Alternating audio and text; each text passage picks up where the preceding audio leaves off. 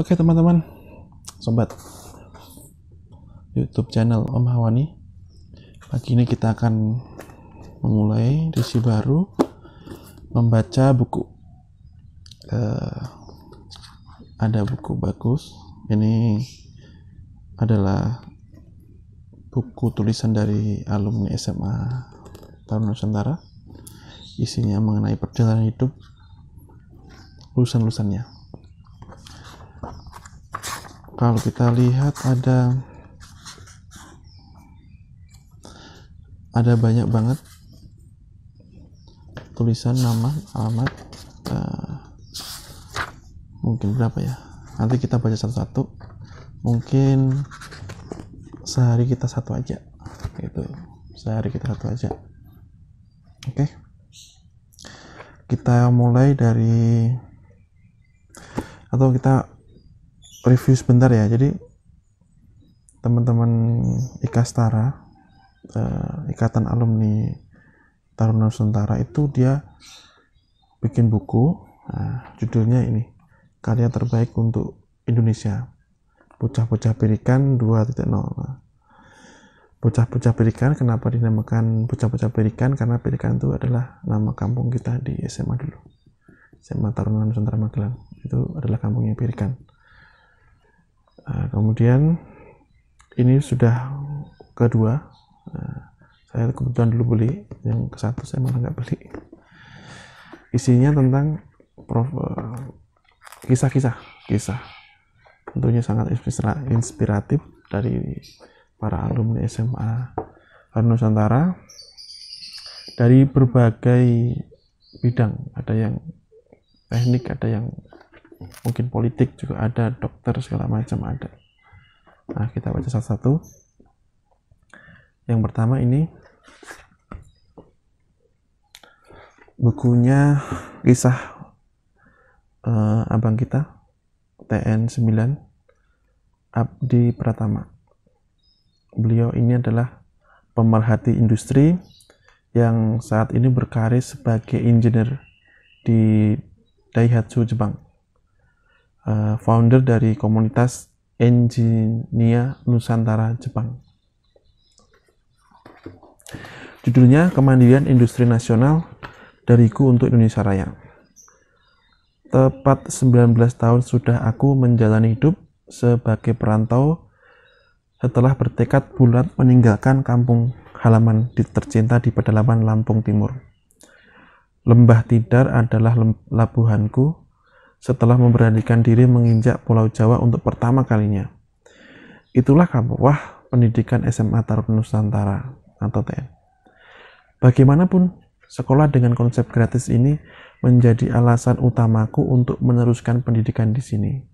Alasan yang sama, kemungkinan besar, mewakili beberapa kawan yang berasal dari seantero negeri ini. Tak lama memang pendidikan di Lembah Tidar, hanya 3 tahun, tapi nilai-nilai yang ditanamkan menjadi bekal meniti kehidupan nyata yang ternyata lebih luas, berat, dan tak seindah yang dibayangkan.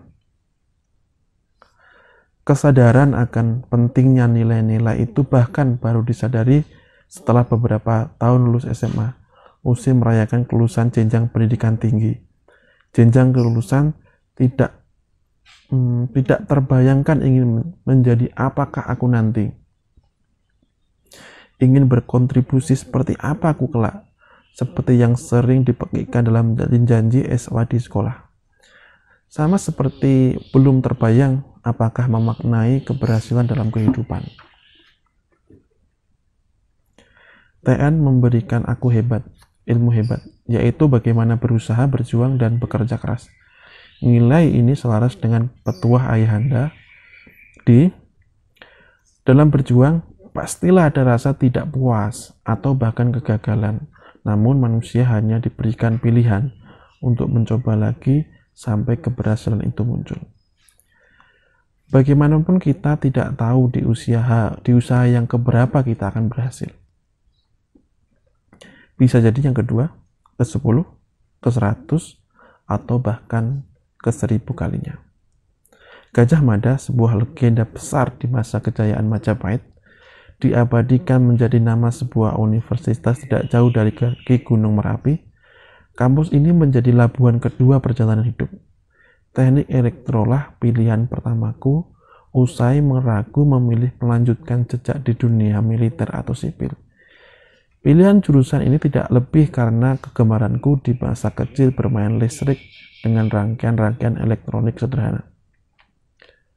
Kehidupan perkuliahan kujalani dengan penuh semangat walaupun tidak ada lagi pamonggraha yang selalu mengingatkan untuk bangun pagi, sholat subuh berjamaah, mencuci pakaian, membersihkan tempat tidur, atau belajar malam. Semua kegiatan menjadi kegiatan mandiri. Hanya diri sendirilah yang bisa menentukan ingin seperti apa dan bagaimana. Babak pertama, dari samurai ke samurai. Bagi beberapa orang, negeri samurai Jepang adalah sebuah impian. Bukan saja karena kemasyhuran negeri dongeng yang disampaikan melalui cerita fiktif Doraemon, melainkan juga kemajuan ilmu pengetahuan dan teknologinya yang berhasil menggerakkan Jepang menjadi salah satu raksasa industri di dunia. Itulah salah satu alasan kuat bagaimanapun caranya aku harus menginjakkan kaki di bumi samurai itu. Tak ayal, jalan beasiswa menjadi salah satu opsi mewujudkan impian itu. Sampai akhirnya tercapailah impian menginjakkan kaki di Jepang melalui program pertukaran pelajar Osaka University Short Term Exchange Program (OUSEP) selama 1 tahun di Osaka University. Semangat untuk terus mencoba dan pantang menyerah di tengah ketatnya persaingan menjadi kunci saat mengikuti seleksi program ini. Hanya 1 orang yang diterima dari ratusan pelamar. Beberapa orang beranggapan kondisi persaingan seperti itu bak menegakkan benang basah, sebuah percobaan yang hampir bisa dikatakan mustahil. Kalaupun yang diterima itu ada 10 orang, kamu masuk di dalam 10 orang itu. Jika hanya 5 orang, kamulah yang salah satunya. Jika 2 orang, kamu adalah bagian dari orang itu. Bahkan jika yang diterima hanyalah 1 orang, 1 orang itu adalah kamu. Nah, pesan salah satu guru SMP ini menjadi salah satu motivasi dalam mencoba keberuntungan di ajang persaingan menuju negeri samurai ini. Benar kata orang. Negeri ini bukan sekedar negeri dongeng. Kemajuan teknologi dan peradabannya menjelma di dalam kehidupan sehari-hari. Budaya bersih, mengantre, saling menghormati, hingga tata krama berinteraksi sosialnya sangat mengagumkan. Sebagian orang mungkin berpikir, keteraturan dan ketertiban itu tampak monoton dan kurang dinamis. Semua berjalan sesuai dengan aturan yang ditetapkan, walaupun ada juga pecilan-pecilan yang tidak sesuai dengan garis koridor. Budaya kerja yang gila-gilaan menjadikan Jepang layak dijuluki negeri workaholic. Semangat kerja mengalahkan segalanya, termasuk kehidupan keluarga yang tak jarang terlupakan. Di titik ini, wajar jika Jepang menjadi negara yang maju, namun ada kaitannya budaya tadi dengan kemajuan industri? Pertanyaan itu belum terjawab. Sampai di akhir program OUSEP pun, pertanyaan mengapa industri Jepang maju belum sempat terpecahkan. Untuk menjawabnya, mau tidak mau kembali ke Jepang adalah sebuah keharusan. Program magister menjadi jalan kedua aku tatapkan kaki di negeri yang sudah terkenal dengan keindahan bunga sakuranya ini. Bunga yang hanya muncul tidak lebih dari 2 minggu dalam setahun ini, menjadi ikon dan daya tarik tersendiri. Tidak hanya bagi orang Jepang, tapi juga wisatawan mancanegara. Oke, babak kedua, belajar dari Jepang. Pucuk dicinta ulam tiba. Begitulah kondisi saat itu. Profesor pada saat pertukaran pelajar OUSEP menginginkan aku kembali untuk meneruskan program magister di bidang elektronano. Keinginan itu terjawab ketika beasiswa membuka Gakuso melalui program U to U atau University to University menjadikanku sebagai salah satu penerima beasiswa Kementerian Pendidikan. kebudayaan, olahraga, ilmu pengetahuan, dan teknologi Jepang. Kehidupan perkuliahan berbasis riset di laboratorium atau lab menjadi ciri khas belajar di Jepang. Tiap mahasiswa akan dimasukkan ke dalam lab dan diberikan satu tema riset untuk dikerjakan dengan petunjuk dan arahan dari seorang profesor. Semangat dan jiwa riset ditempa selama menjalani proses belajar mengajar di Jepang. Setidaknya ada beberapa kunci keberhasilan risetku. Antara lain adalah rajin dan tekun. Kemauan mencoba suatu hal yang bahkan tidak tahu ujungnya merupakan keharusan agar misteri tersingkap dan masalah terpecahkan. Rajin dan tekun untuk terus mencoba melakukan prosedur riset selama benar dan dilakukan setiap hari. Melakukan prosedur riset secara benar dan dilakukan setiap hari. Dari pagi hingga petang, secara berulang menjadi kunci riset agar berbuah hasil. Jangan disangka hasil teknologi yang besar adalah hasil sekonyong-konyong tanpa percobaan yang bisa jadi dilakukan beribu atau berjuta kali. Berbagai kegagalan dan rintangan hanya akan terlewati dengan jiwa rajin dan tekun. Aku belajar mengenai hakikat riset. Sebelumnya aku membayangkan sebuah penelitian sebagai suatu kegiatan besar dengan penentu keberhasilan berupa teknologi dan peralatan super canggih. Ternyata di balik itu semua, gigih dan ulet ialah kunci keberhasilannya riset. Jika kita diberikan satu cangkul untuk menggarap tanah, maka sebaiknya menggunakannya semaksimal mungkin dengan berbagai cara dan upaya untuk mengoptimalkan hasil yang ingin dicapai. Itulah riset. Hal yang dibutuhkan adalah semangat, rajin, dan tekun walaupun sarana dan prasarananya terbatas. Semua yang aku temukan tentang Jepang sampai di babak kedua ini pastinya akan sia-sia jika tidak didokumentasikan dan dibagikan kepada kawan-kawan di tanah air, khususnya yang belum mendapat kesempatan tinggal di Jepang. Semangat ini pula lah yang melahirkan kegemaranku untuk menulis. Tak tanggung-tanggung, buku perdana tentang Jepang pun rampung dalam waktu relatif singkat, yaitu 10 hari. Semua pelajaran penting tentang Jepang, baik dalam kehidupan sehari-hari, lika-liku kuliah di Jepang, tak luput kutulis dalam buku Catatan Inspirasi dari Jepang yang terbit di tahun 2010. Perasaan bahagia menggelayuti kalbu seiring terbitnya catatan pena ini. Aku berharap buku ini dapat menjadi salah satu wahana menambah wawasan dan ilmu yang tidak diperoleh di tanah air. Aku persembahkan buku ini untuk negeri. Nah, babak ketiga, menyingkap rahasia industri Jepang. Ternyata tidak semudah itu menemukan jawaban atau setidaknya petunjuk kunci keberhasilan industri Jepang. Tak heran jika kemudian cerita di Jepang berlanjut hingga ke dunia kerja. Bagaimanapun kita tidak bisa menyingkap sesuatu tanpa masuk dan belajar langsung dari dalam. Masuk dunia industri menjadi pilihan setelah menamatkan pendidikan magister di Universitas Osaka.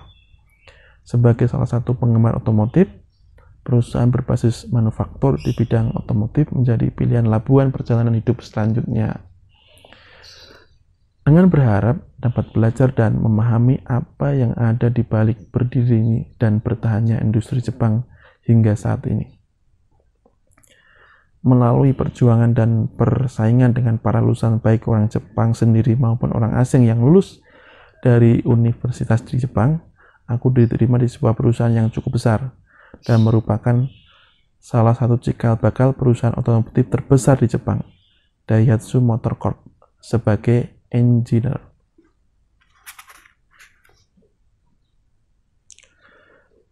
Bekerja di Jepang tak lebihnya sebuah penempaan kesabaran yang memerlukan ketekunan dan keuletan. Sama halnya dengan semangat riset, aku mendapat kesempatan mulai dari mengerjakan hal kecil hingga mendapat pekerjaan dengan tanggung jawab besar. Sebagai seorang minoritas di perusahaan yang mayoritas adalah orang Jepang, tidak mudah bagiku untuk meyakinkan dan menebus budaya yang sudah berakar lama. Apalagi sebagai orang asing. Jika kita tidak menonjol pada perusahaan, tidak akan melirik kita. Budaya kerja yang mengutamakan keseragaman dan hierarki atas bawahan menimbulkan kesulitan untuk dapat menarik perhatian perusahaan akan kinerja kita. Sebagus dan menonjol apapun prestasi kita, kondisi inilah yang kemudian aku jadikan sebagai tantangan untuk dapat berprestasi. Semakin lama aku berkarir, semakin lama pula aku belajar untuk menemukan rahasia di balik industri Jepang. Padahal tanah air sudah menunggu hasil belajarku itu, pikirku. Setelah berkarir kurang dari 3 tahun, perusahaan mulai memberikanku keluasaan gerak di perusahaan. Aku juga diberi tanggung jawab atas kendali kualitas produk mobil dari perusahaan di luar negeri, termasuk Indonesia dan Malaysia. Tugas berat ini mengharuskan aku pergi pulang dari dan ke Jepang untuk melanjutkan perjalanan bisnis, bekerja sama dengan staf lokal di Indonesia maupun Malaysia. Kesempatan itu pula lah yang semakin membuka cakrawala di dunia industri. Sedikit demi sedikit ilmuku bertambah. Pengetahuan tentang industri, khususnya industri manufaktur pun berjalan melengkapi puzzle pertanyaan besarku akan rahasia industri Jepang. Akhirnya muncullah sebuah ide untuk menggemakan semangat belajar di Jepang untuk menyongsong kemandirian industri nasional. Belajar dari negara yang sudah terbukti mumpuni merupakan salah satu cara tepat, meski tak serta-merta semua diadopsi dengan mudah dan cocok. Semangat itu jelas tidak mungkin bisa terwujud hanya dengan bekerja sendiri. Semangat itu jelas tidak mungkin bisa terwujud hanya dengan bekerja sendiri, maka diperlukan kerja kolektif dari banyak orang. Ide inilah yang kemudian mendorong diri untuk membentuk sebuah perkumpulan profesional di Jepang yang resmi berdiri tahun 2013 yang bernama Engineer Nusantara atau Engine atau mesinnya Nusantara. Komunitas ini beranggotakan para profesional yang berkarir di industri di Jepang di semua bidang, antara lain otomotif, elektronik, perdagangan, perikanan, pertanian, dan lain-lain. Nah, kemandirian industri nasional kami datang. Sepeda akan terus berjalan, walaupun pelan ketika di kayu, demikian pula sebaliknya, sepeda akan roboh jika berhenti di kayu. Begitulah semangat komunitas ini dalam mendukung terwujudnya kemandirian industri nasional yang perjalanannya akan sangat panjang dan terjal, layaknya sepeda yang di kayu, sedikit demi sedikit. Jalannya semangat itu tidak boleh lunglai dan mati di tengah jalan. Semangat terus berkarya pula yang mengilhami komunitas untuk memberikan minimal satu produk untuk negeri setiap tahun. Minimal memberikan satu produk untuk negeri setiap tahun. Alhamdulillah, setengah tahun setelah didirikan, kami berhasil menoreh hasil belajar di dunia industri, yaitu sebuah buku berjudul Bekerja ala Jepang, yang mengukas tuntas bagaimana budaya menjadi salah satu penopang industri untuk terus berdiri dan bertahan, sembari membumikan urgensi kemandirian industri nasional sebagai sebuah industri yang berdiri pada kaki sendiri. Buku pertama komunitas Enjima Nusantara dicetak dan disebarkan ke seluruh pelosok negeri. Tidak berhenti di satu titik saja, komunitas ini juga berusaha menguliti rahasia industri Jepang hingga ke dalam-dalamnya. Sebuah proses industri dipelajari dan dicari inti dan rahasianya. Dari proses awal perencanaan, pemilihan bahan dan supplier, proses produksi, mempertahankan kualitas, hingga bagaimana mewujudkan customer first. Semua ditulis oleh para anggota Engineer Nusantara di dalam buku berjudul Monozukuri, Rahasia Mencapai Produk Berkelas Dunia, yang terbit 2 tahun berselang setelah buku pertama. Semangat ini adalah semangat kolektif, yaitu perpaduan ide dan kontribusi seluruh anggota Engineer Nusantara. Tidak mungkin sebuah impian besar dicapai hanya oleh seorang single factor. Diperlukan semangat dan kekuatan bersama yang terus-menerus mengayuh pedal kehidupan agar semangat itu tidak kendor. Perjalanan ini belum selesai. Bahkan, hanya sedikit menyingkap rahasia di balik industri Jepang. Tentunya, Ini berarti sedikit pula sumbangsi diri ini kepada bangsa dan negara. Oleh karena itu, aku masih bermimpi dan akan terus mengejar untuk mewujudkan mimpi bangkitnya kemandirian industri nasional. Aku percaya pada masa mendatang, semua produk dalam negeri dirancang dan diproduksi oleh putra-putri negeri sendiri. Sudah saatnya Indonesia berdikari dalam industri tanpa harus selalu menguntungkan dan mempercayakan kepada bangsa lain. Sudah waktunya semua sumber daya alam Indonesia diolah dan dimanfaatkan sepenuhnya oleh generasi bangsa dari hulu hingga hilir. Dari bahan mentah hingga barang jadi layak jual yang berdaya saing tinggi baik di dalam negeri maupun internasional. Mimpi itu membutuhkan banyak kerjasama dan ide dari seluruh elemen baik dalam maupun luar negeri seperti komunitas engineer Nusantara ini. Aku berbuku dapat bergema di seluruh penjuru negeri yang melahirkan semangat untuk mewujudkan kemandirian industri nasional secara bersama-sama. Aku sangat yakin mimpi itu akan terrealisasi melalui usaha dan upaya keras kita bersama. Selesai tulisan dari abang kita, Bang di Pratama ayat 9 tentang kemandirian industri nasional. Sampai bertemu di episode selanjutnya.